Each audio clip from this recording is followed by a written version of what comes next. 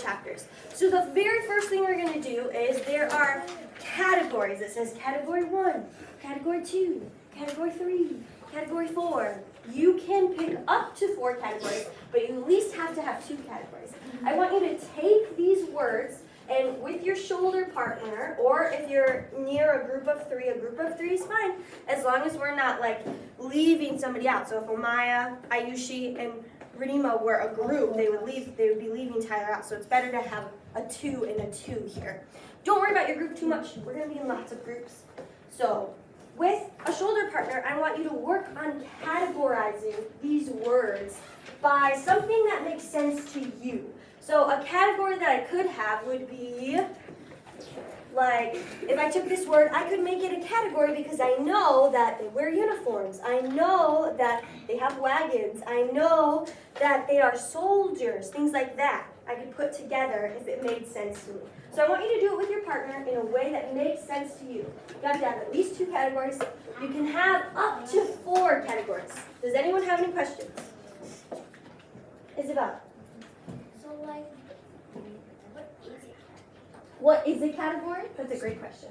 So a category is like an overarching theme or label that you see. So over here, I would label it this because, and I wouldn't include words like this because they don't speak this language, do they? Like when we read it, do they speak it at all? No. So I wouldn't put that in there. Are they Choctaw? No, we know that they're different, so I would separate it that way. And then you could label that group how you want to label it. You could label it settlers if you have some prior background knowledge about that. But work with your partner to kind of create meanings for the words. Don't stress about your categories too much because we're going to change them into a little more of a fluid thing. We're going to read some of our book, and then you're going to be able to change them again. Okay? Give me a thumbs up if you got it. Super easy. Categorize the words in a way that makes sense to you. You're not going to have much time, but it's okay if you don't get all the words into categories, okay? Shoulder partners, level 1 voice, so I shouldn't be able to hear Corn across the room, right, because he's in the back. And go ahead.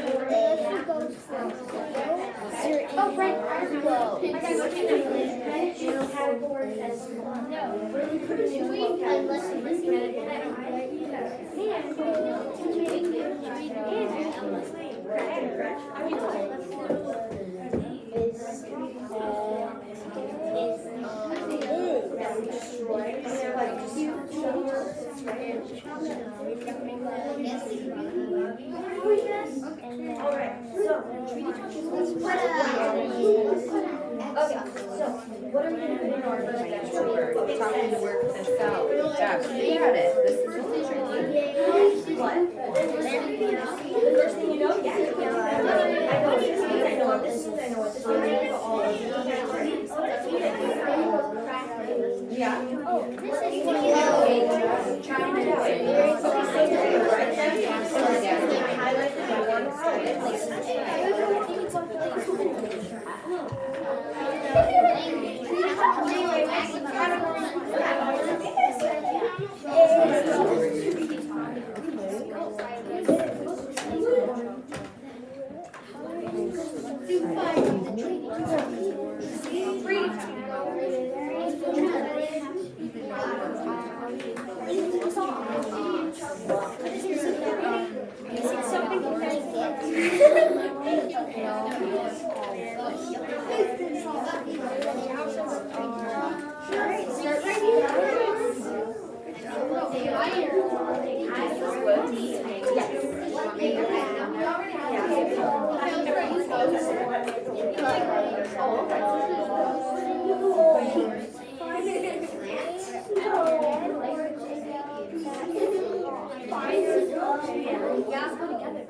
I don't think he is.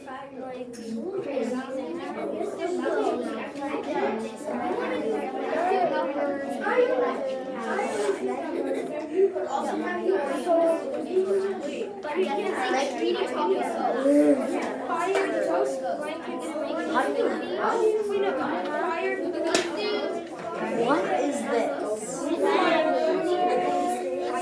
Or that's how you're separating some of that. Okay. It's like really layers.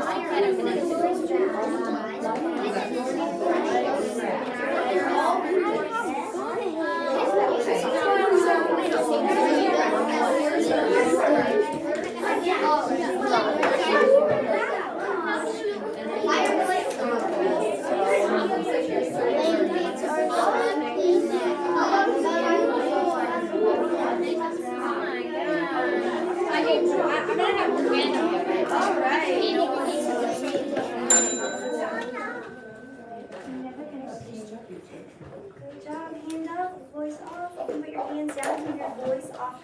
I know that wasn't a lot of time. That is okay. We are going to flip our paper over. Go ahead and flip your paper over. You'll see a circle in the middle. And a circle in the middle. Has anyone ever seen what a mind map is? Raise your hand if you've seen a mind map. It's okay if you haven't, because I can show you. So a mind map is essentially we are going to take this little circle and we're going to take the words that we have and we're going to organize them in a different way than we did previously. So I'm going to take this and I might label it with the book name. I might label it with the category that I had. I might label it completely different. I'm going to name it How I Became a Ghost. I'm going to start there because that makes sense to me and my brain and my partners that I had. So now what I'm going to do is I'm going to take an offshoot of that and I'm going to make another circle. Ooh. A different pen. I'm going to do another circle and I'm going to put a different word in there. So like, what was a word somebody had in a category? Go ahead, Ayushi. Ghost. Okay, so I might put ghost in here. Ghost. Like this. Now, did you have any words that related to ghost? That made sense to you? Treaty talk? Treaty talk. Okay, so I might put another circle and put treaty talk. Oops, I didn't leave myself enough room. That's okay. And then I might make another offshoot over here with a circle, and I might say Nahalo. Nahalo. And then I know that they were soldiers, so I might say soldiers. I might have spelled it wrong, that's fine. Oh, it's okay, you don't have to write with me. You don't have to write with me. I'm sorry that I didn't say that. Yep. So you're going to, in your pairs, or you can work with a couple others. So if I'm over here, you guys can work as a group of 4 now. We can team up a little more and make our mind map of our words that make sense to us. Now, it's important you write these in pencil because you might move things around as we read our chapters. And it's okay if you move things around as we read our chapters. Does anyone have any questions? Oh. This is confusing. Yeah, what's confusing about it? Do you have a question? No, it's just confusing. Okay, I think it will make more sense once we get into it. Thanks for hanging with me. Shreya. I just looked at it and ghosts and treaty talk. Like, I think because of the treaty talk, there was a fire, which led to the person being a ghost. Okay, so Shreya's kind of thinking about the plot and how those words could go together. Yeah, you could do it that way. Amaya. So I was also thinking about how Shreya said it because treaty talk sounds like it might have made coming to the fire, and then the fire made what the people or the town was coming into like a ghosted town because of the fire and the treaty talk. Right, because of the fire and the treaty talk. There was kind of some ghost stuff in there. Yeah, absolutely. If there's words that you don't know how to categorize yet, it's okay. You can leave them off. And as we read our chapters, there will be a stopping point where you're going to have an opportunity to add the words that you feel like, oh, now I think I know what that might connect to. Okay? So give me a thumbs up if you feel like you can try this. Or thumbs sideways, that's okay too. All right, go ahead and start your mind maps. Tree top, down, wagon. Also have the words up there to look at in case you want to. So you don't have to flip your paper over and over. That's Because they're doing a good job.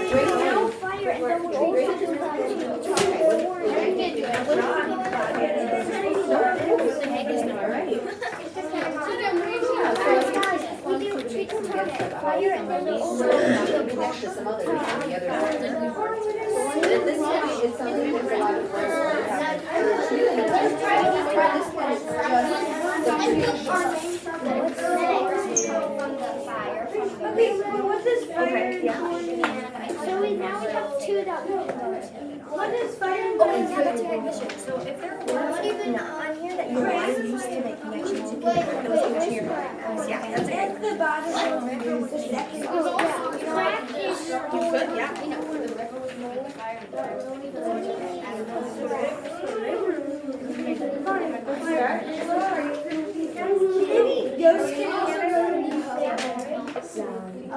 Fire coming.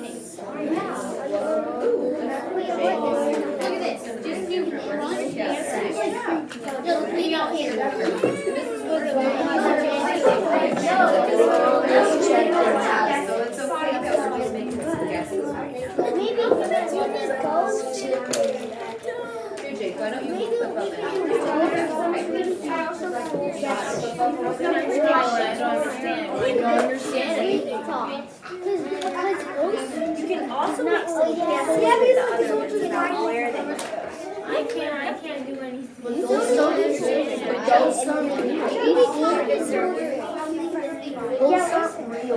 I got an aliens are sweet.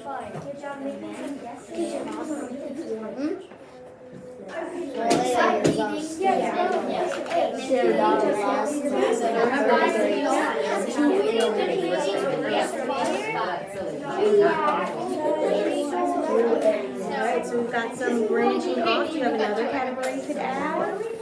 And like I said, this is mostly predictions or guesses. You don't have to know where all the words go or how they connect, because we're going to read more about it.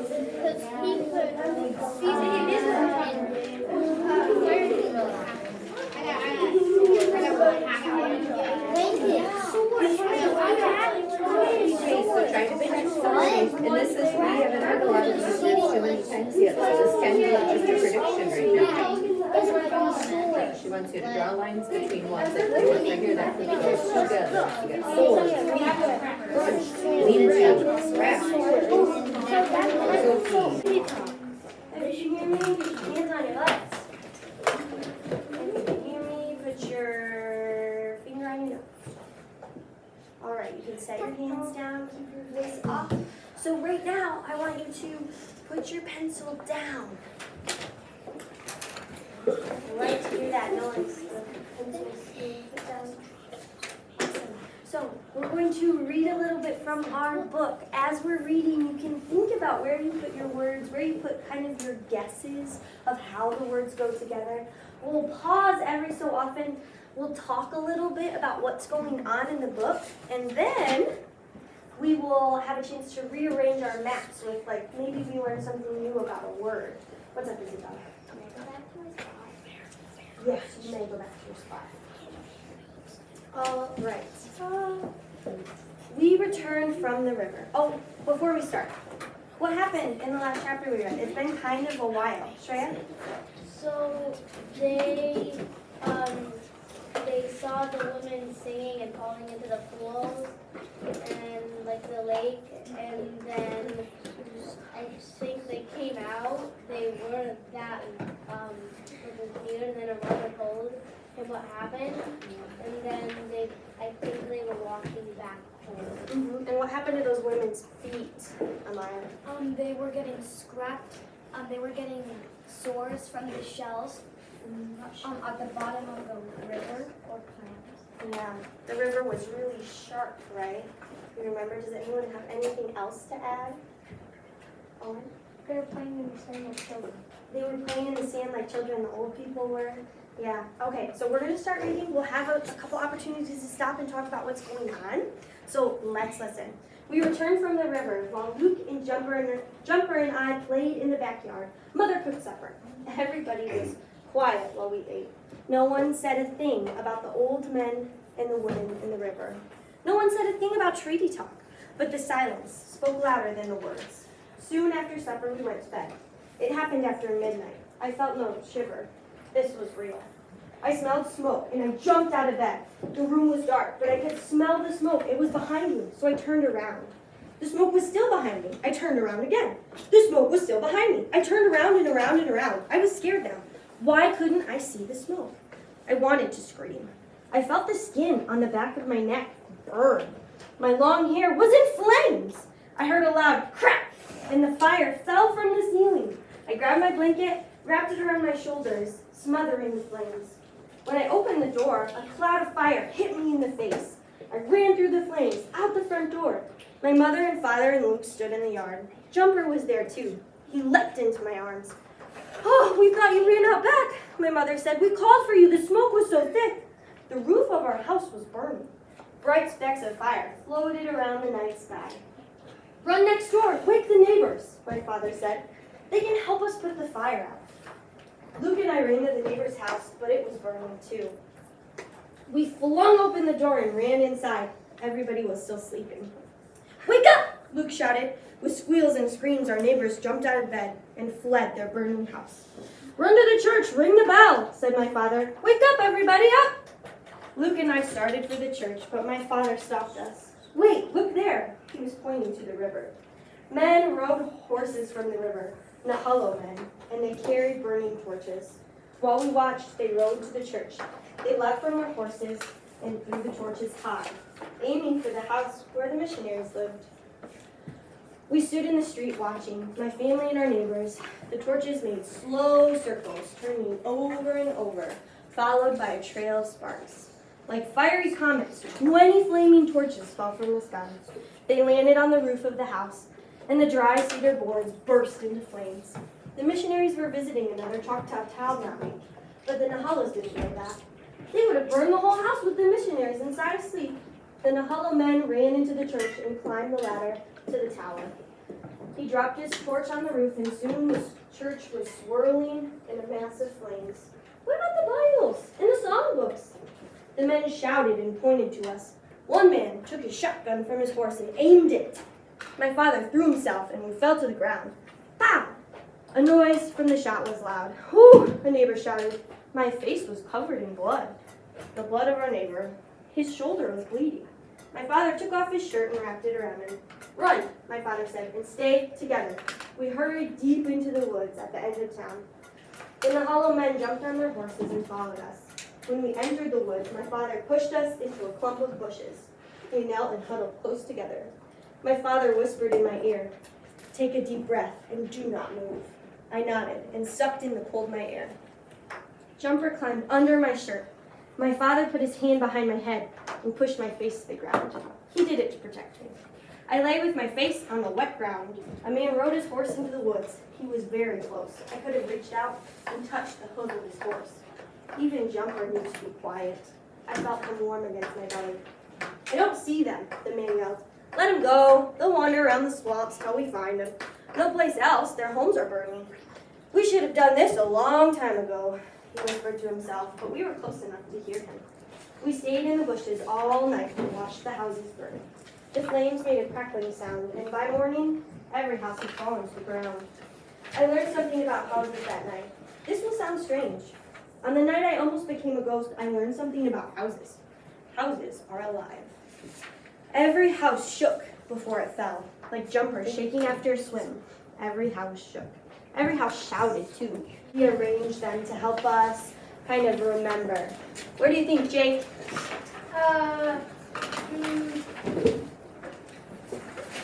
The city?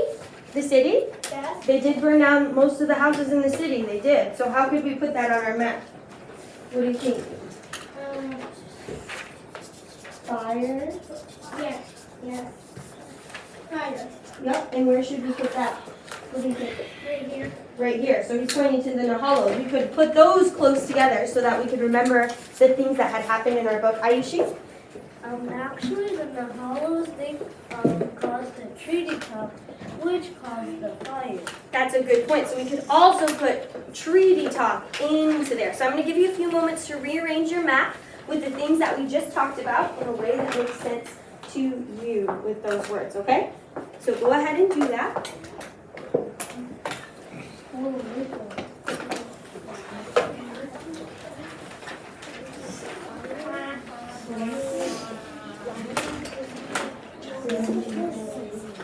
You can whisper to your partner if you have a couple questions for them. I blew. The dart stuck into the tree trunk. Good shot, Luke said. See how close you can get to my dart, I challenged him. Luke got a serious look on his face. He loaded his dart, took his breath, and blew. The dart missed the tree. Didn't even come close, but I didn't fall for it. I knew Luke was a better shot than me. You did that on purpose, I said. Luke laughed and slapped my shoulder. Okay, he said. You're a smart little brother, Isaac. Let's go hunting. I've been waiting for this, Jumper said. Jumper dashed into a clump of trees on the far end of the swamp island. Luke and I hurried after him. Jumper circled a tall pine tree and jumped up and down, growling and scratching at the tree trunk. Good boy, Jumper, said Luke. He heard a scattering of leaves at the chirping of squirrels. By supper time, we had enough squirrels to feed the family. While we were hunting, my father and his friends had built the lean-tos.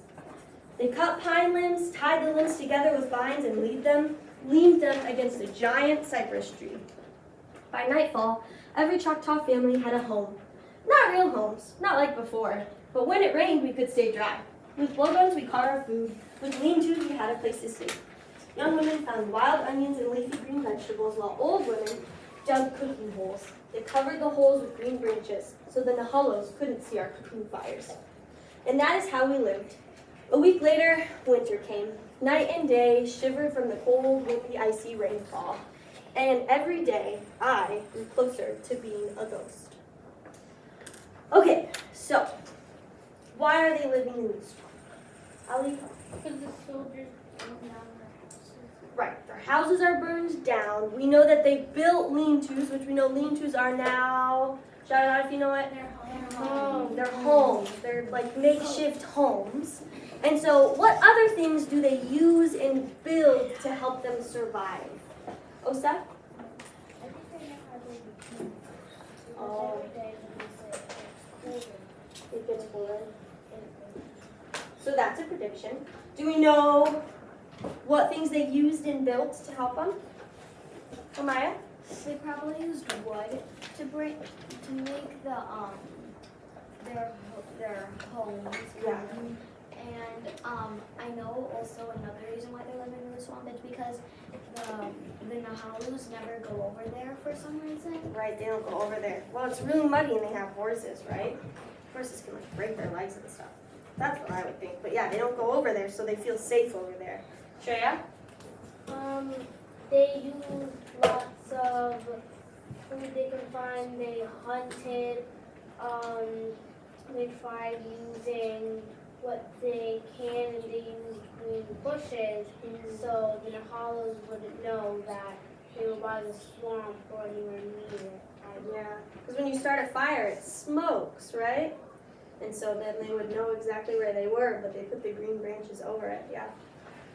So, why do you think they're being driven away from their homes like this? This is kind of, remember how we talked about like thick and thin questions? You might not know the answer from the chapter we read. Why do you think that's happening?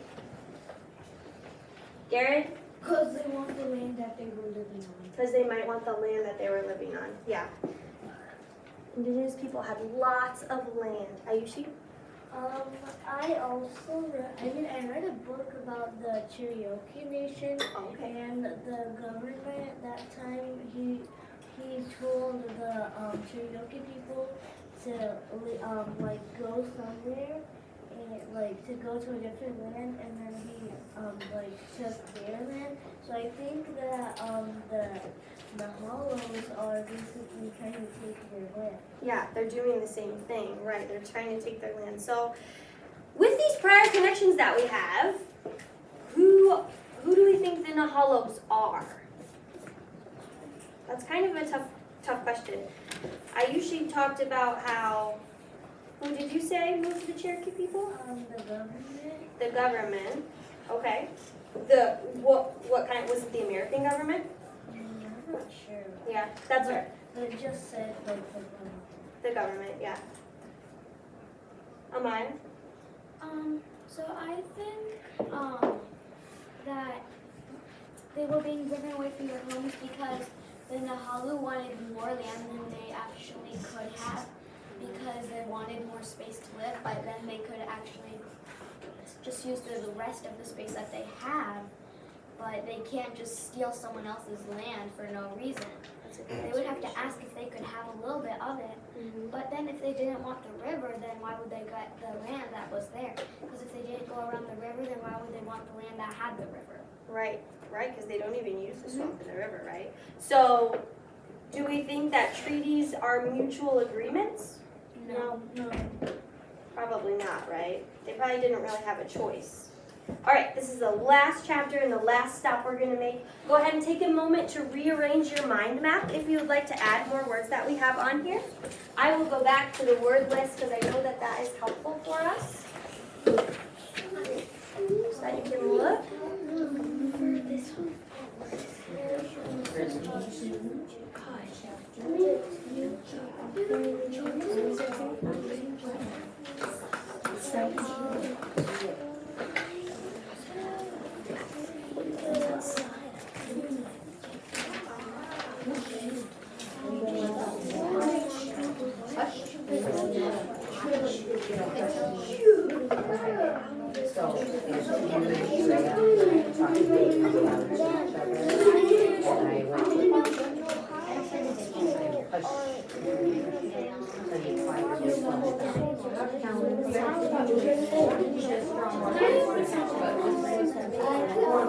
Pulled me back inside. Sit down, she told me.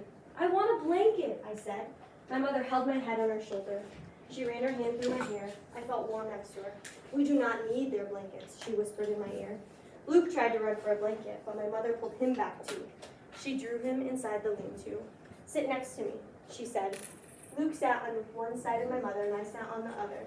We do not need their blankets, Mother whispered. We do not need their blankets. We're going to stop there. Do we think the blankets are a good idea? No. No. It doesn't feel like it, right? Garrett? I'm pretty sure that they were the blankets that the Nahu was sick. So a prediction, they might make them sick. There was a word on our word list that might kind of wrap in. We didn't read it because we just don't have time, but that's okay.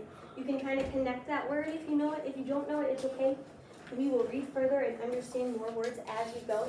So this is a great way to look for context clues as we do our maps and as we figure out our words. We're connecting words, we're trying to figure out what they mean, we're trying to use what we're reading to inform what we know and what we want to know, and we're kind of on the edge of our seats, aren't we?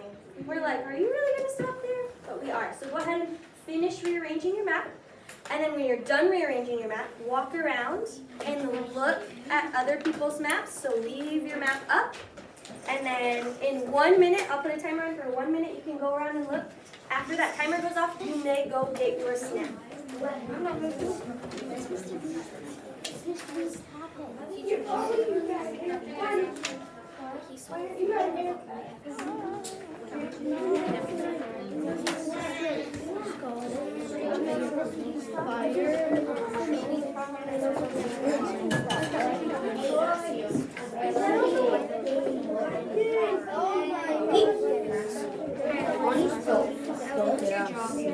Was there a word on the other side that she said was one? Let me see yours.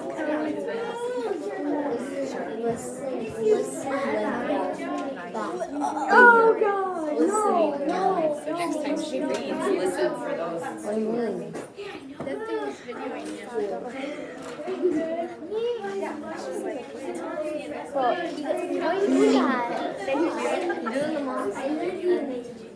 We've got a whole page of.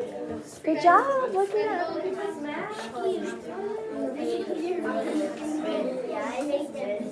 You may go get your snack, leave your paper paper at your spot, please.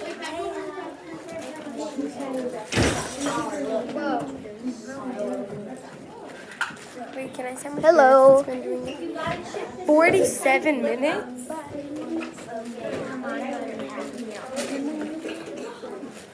haven't got my snacks.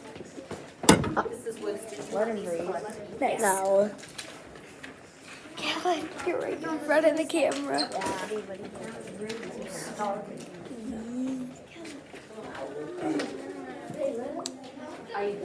Were you all set? Was there anything else you want to add on to it? She was just gonna collect them to take a look. All right? Okay.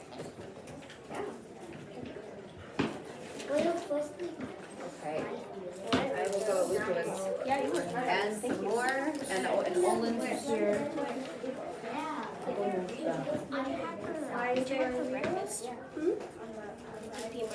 That's what we just did. That was the activity she did. Okay, Mrs. Woods, I'm gonna stop your video.